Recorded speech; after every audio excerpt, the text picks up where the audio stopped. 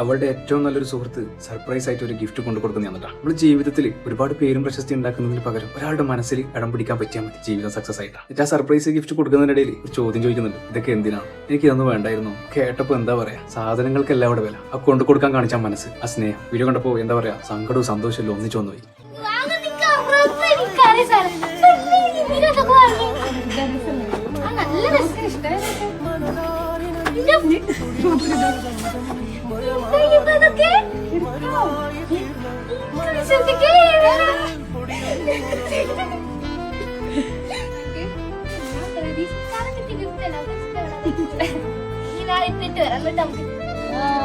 എനിക്കൊരു പേടിണ്ട്, നമുക്ക് ഇഷ്ടാവോ?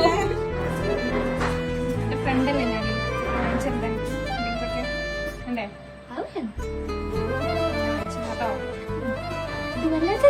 ഇത്